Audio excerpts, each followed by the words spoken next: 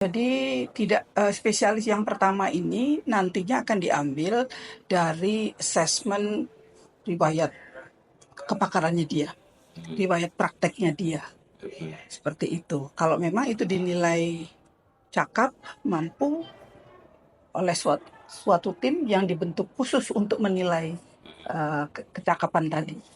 Kalau dinyatakan mampu, maka akan dideklar dialah spesialis pertama.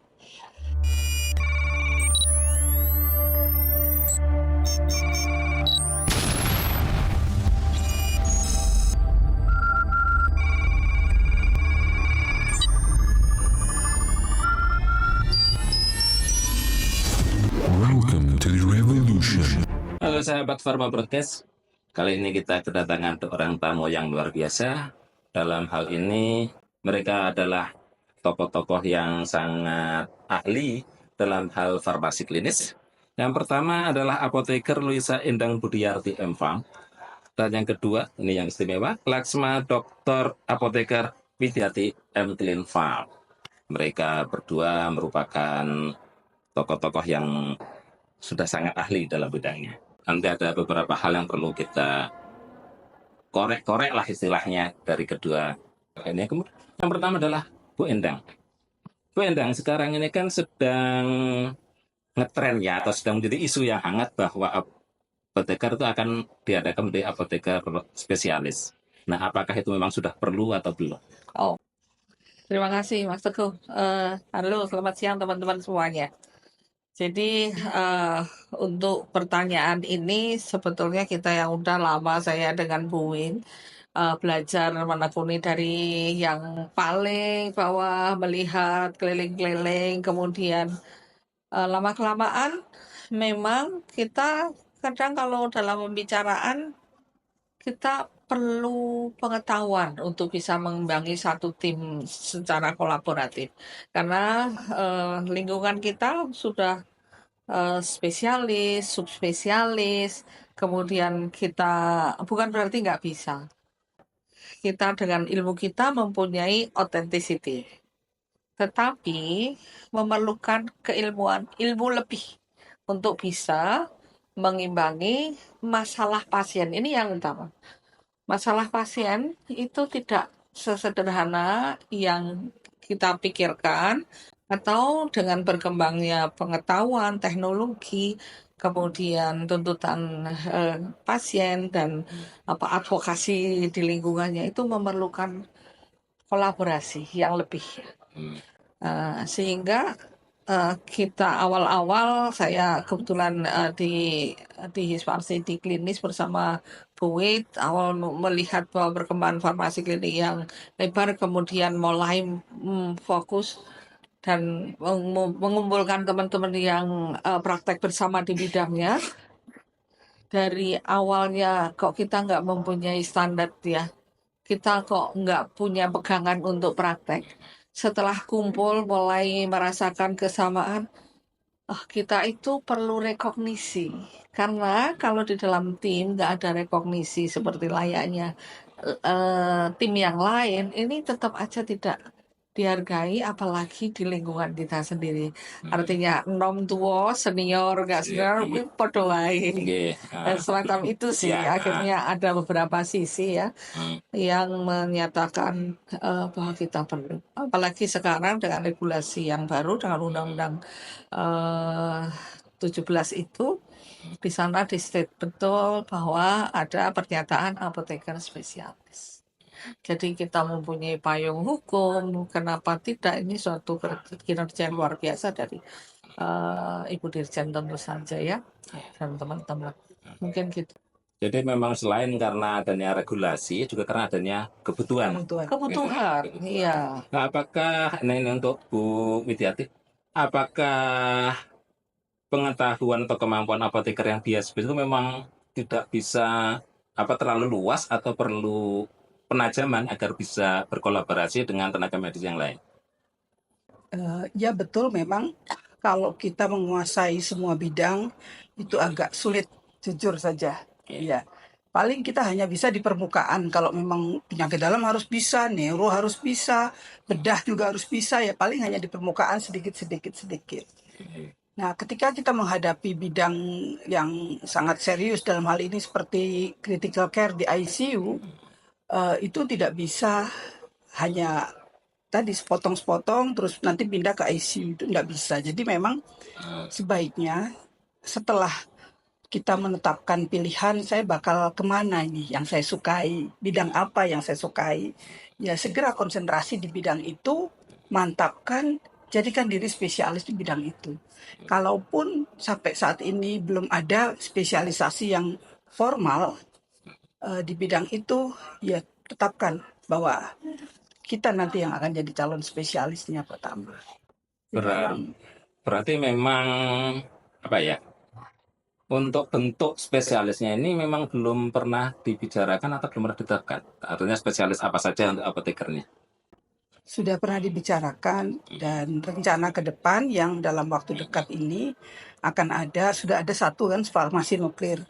Yang kedua ada farmasi onkologi, kemudian pediatri, critical care, dan internal. Internal. Ya, jadi kelak akan ada 5 spesialis. Dalam waktu dekat ini mungkin sudah akan berproses mencari spesialis pertama dulu. Selanjutnya nanti baru akan dibuat pendidikan formalnya atau baik dengan perguruan tinggi atau mau hospital base. Itu sebenarnya apa menurut Bu Endang ini? Apakah perguruan tinggi ataukah hospital base seperti yang di profesi sejawat kita itu yang hospital base? Kita bagaimana? Ya, terima kasih. Untuk kita sih yang saya, Bu Wit ya, kita diskusi dengan teman-teman, memang di Sfarsi juga dibicarakan juga bahwa sebetulnya apapun itu awal-awal kita ke eh, university base karena sistem itu mengarahnya ke sana karena dan ini yang jatuh bangun untuk bisa berproses. Tapi dengan undang-undang yang baru, dengan program dari Menteri Kesehatan yang baru yang hospital base, ini juga opportunity. Yang utama kita itu kan segera mendapatkan rekognisi, itu yang utama. Saya pikir opportunity untuk saya, tidak mana yang baik mana yang benar. Ini opportunity yang harus kita tempuh untuk bisa segera dapatkan spesialisasi dan rekognisi, dan dengan demikian kan kita lebih confident ya dalam berkolaborasi, satu. Yang kedua, karena kita sangat bisa lebih berkontribusi untuk pasien, kondisi pasien. Jadi memang intinya ini adalah kita bisa berkolaborasi demi kebaikan pasien. Iya. Nah itu bentuk kolaborasinya bagaimana? Bisa beri gambaran bentuk kolaborasinya untuk pasien. Jadi setiap profesi itu kan memiliki panduan praktek sendiri-sendiri ya Pak. Jadi kita juga melihat pasien, kemudian apa masalah tentang yang terkait dengan obat. Kalau farmasi kan itu kalau kita analisa, kemudian ternyata ada permasalahan tentang obat yang potensial ini harus bisa membahayakan pasien. Ini kita harus dokumentasikan temuan kita itu dan kita komunikasikan kepada klinisi supaya klinisi selanjutnya tidak misalnya tidak menuliskan obat itu atau mengganti obat itu dengan obat yang lain seperti itu karena potensi efek samping yang bahaya yang akan membahayakan pasien. Dan selanjutnya kita juga memonitor apakah betul terjadi atau tidak. Jadi memang peran kita seringkali tidak diketahui pasien.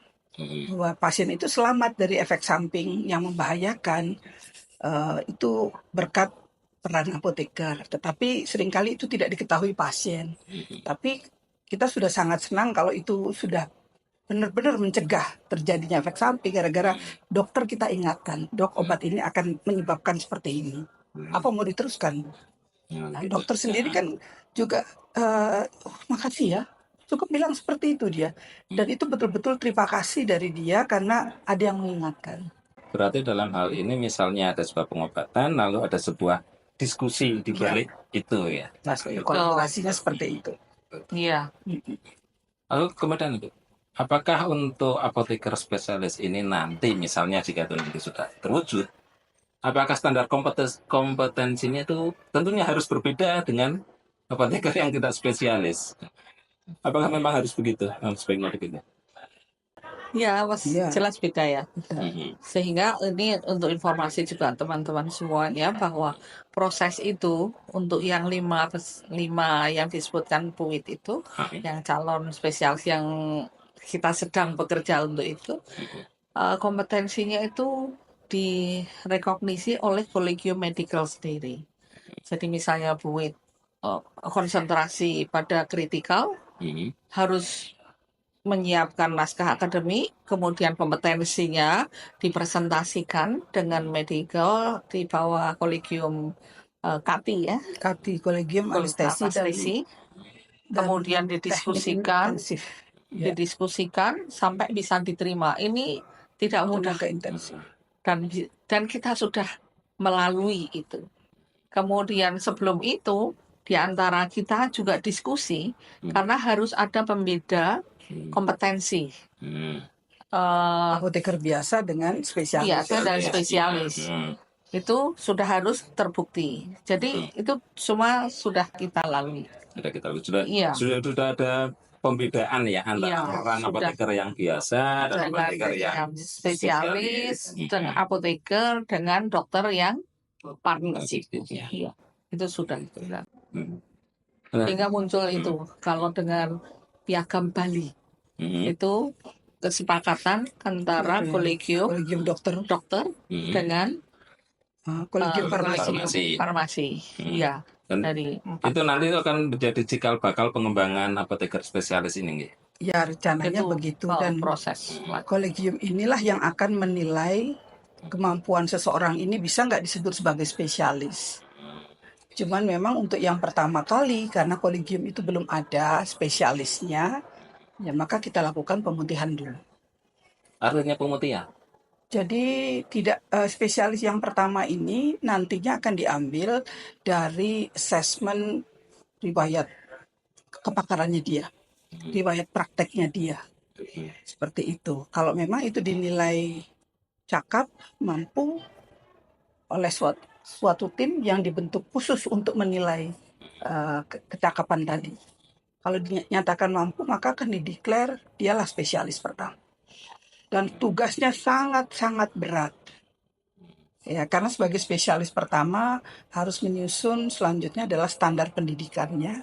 Kalau mau dilaksanakan di universitas seperti apa, kalau mau dilaksanakan di rumah sakit atau hospital base, itu bagaimana? Tapi tetap yang mengesahkan seseorang itu menjadi spesialis atau bukan adalah yang menguji, ya, yang menguji itu harus kolegium. Jadi artinya untuk spesialis yang pertama ini itu tidak melalui pendidikan dulu gitu. Betul. Betul. Jadi nanti di Karena belum ada. Ya, Ayam telur. mana yang dulu. ya, betul. Nah, apoteker spesialis inilah yang kemudian akan membentuk atau gimana ya, membentuk pengajar-pengajar atau menjadi pengajar Menjadi pengajar menjadi pertama. pengajar pertama bagi Iya. spesialis yang berikutnya. Baik yang di perguruan tinggi maupun yang di rumah sakit. Berarti ini harus spesialis pertama ini harus apa ya benar-benar kemampuannya itu harus tinggi. Jadi kami dialami dokter juga dulu awal juga demikian. Awal juga Jadi kita demikian. belajar dengan beliau, belajar dengan yang lain. Nah untuk yang itu, nah ini basis keilmuannya dan pengalaman untuk menjadi spesialis pertama ini harus benar-benar Portofolionya harus jelas. dan harus ya, antara lain disyaratkan minimal praktek 5 tahun ke atas. 5 tahun ke atas. Lalu kemudian di Dan selalu bagian apa konsisten. saja? Masih tergantung kriterianya ya. Ya, kalau pediatri ya spesialis pediatri ya harus 5 tahun praktek di bidang pediatri. Begitu.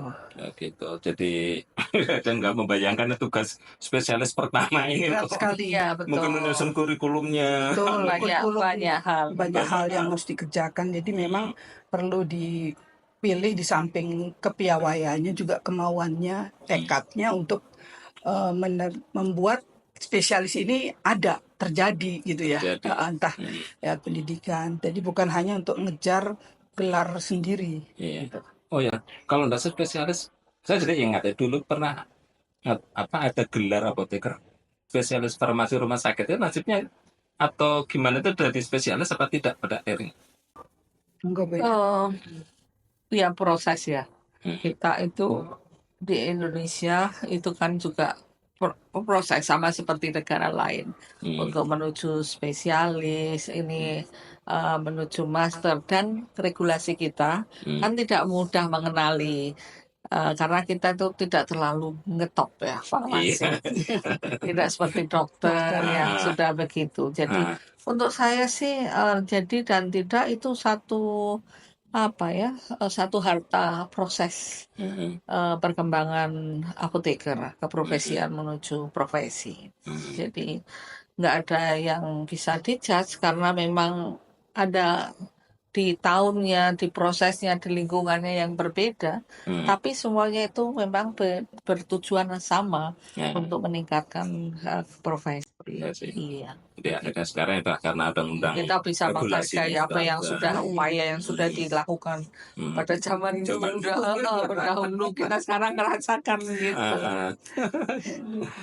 Dan sejauh ini di sini kok ada buku-buku Oh apa iya. saja ini, Ibu? Jadi memang ini buku-buku tentang apa ya yang menuntun untuk berpraktek.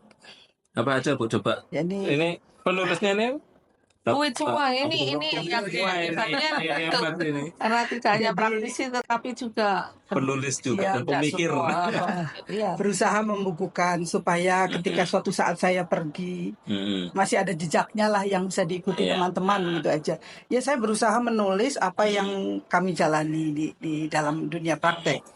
Pertama mengenai praktek pharmacovigilance di rumah sakit. Ini tidak lain adalah praktek meso kita yang saya bukukan secara resmi bagaimana seorang apoteker kalau ada dugaan kasus ESO. Kalau dia menerima laporan ESO dari dokter untuk menyelidiki hingga menemukan apa obatnya yang memicu. Karena itu menjadi tanggung jawab profesional kita sebagai farmasis klinik menemukan obat yang memicu ataupun mencegah sebelum ESO itu terjadi.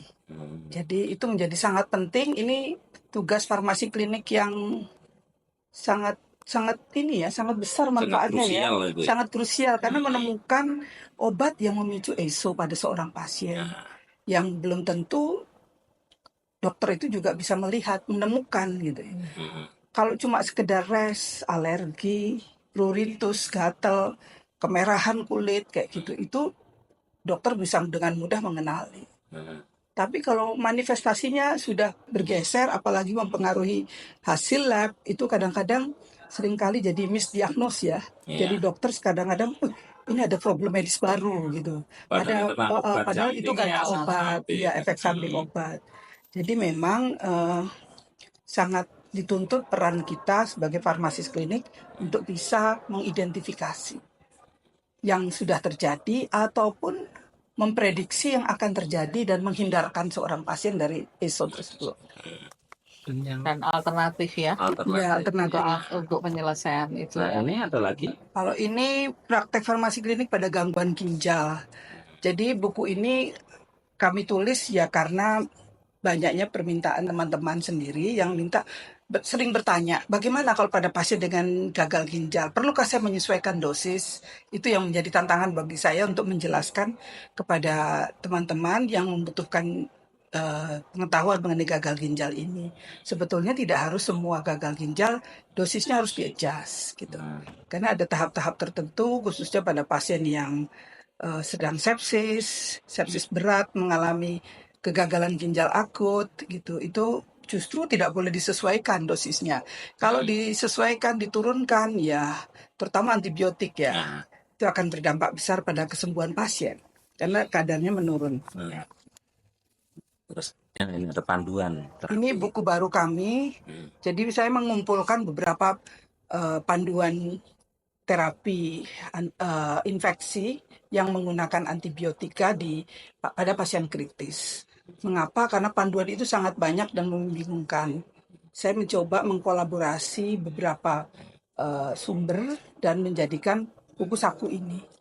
Jadi itu panduan praktis gitu ya Bu ya. Ya, betul, panduan praktis. Jadi tidak ada tinjauan pustakanya, tidak ada Sudah ada latar semacam belakang, step cuma by step langsung. begini ya. Iya, pada CAP apa pilihan antibiotikanya, bagaimana kalau bakterinya macam-macam ya. Ada bakteri misalnya ada bakterinya MDRO, kemudian kalau bakterinya Pseudomonas bagaimana pilihannya, kalau anaerob bagaimana. Jadi ini bisa sangat, harapan saya bisa Sangat sangat praktis. membantu untuk praktisi klinis di ICU. Dan ini praktik farmasi klinis.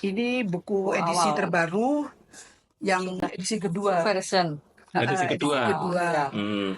Edisi 1 sudah habis. Kami juga cetak 2000, habis dalam waktu setahun ya. 2 tahun. Ini nggak ada tambahan dari dibanding edisi satunya atau sama persis? Oh, ini jelas lebih update. Lebih update. Karena untuk DM, infeksi, kemudian kardiovaskuler, itu perkembangannya sangat cepat. Dalam setahun 2 tahun sudah banyak muncul bukti-bukti klinis baru. Dan saya harus menyesuaikan, karena kasihan sudah beli, tetapi kok nggak bisa dipakai saat ini, kan sudah ada yang baru lagi guideline-nya. Dan juga ada bab tambahan mengenai interpretasi hasil kultur.